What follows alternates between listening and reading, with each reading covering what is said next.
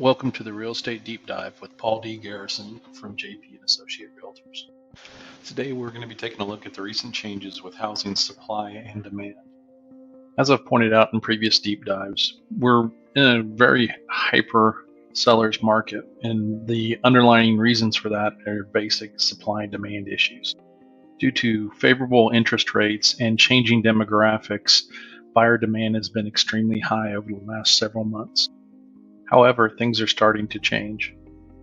Here's a quote from Ivy Zelman's June broker report. This month's overall homebuyer demand rating equaled 86 on a 0 to 100 scale, down from 88 last month and marking the first sequential decline since November. This month's overall homebuyer demand rating equaled 86 on a 0 to 100 scale, down from 88 last month and marking the first sequential decline since November.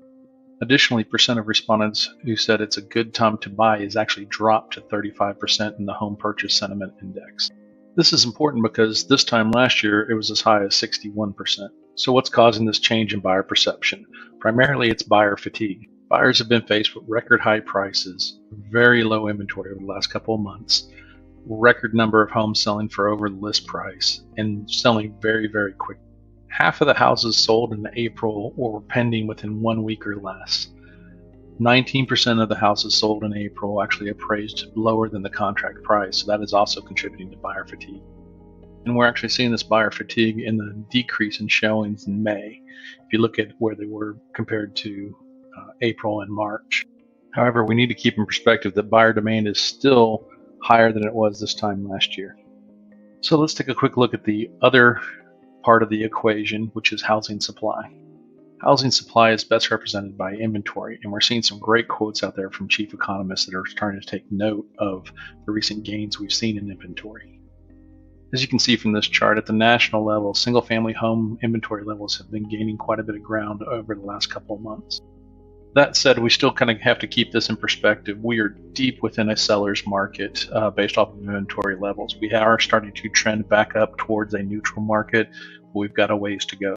Here's an interesting quote from the senior economist at Realtor.com about seeing more and more sellers entering the market historically later in this season, which could mean that we're going to see home buyers jumping at these opportunities with new inventory and a continued push throughout the rest of the year.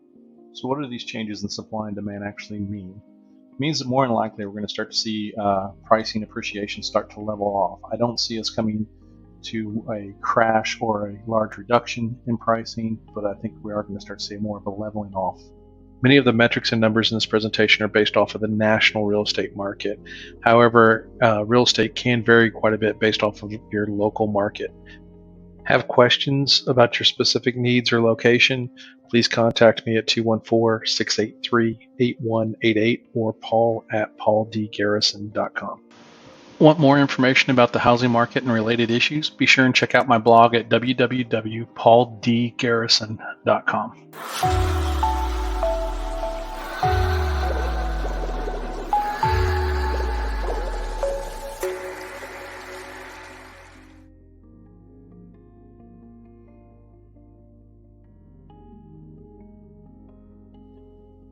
Thank you for your time. Please take a moment to visit our website at www.pauldgarrison.com.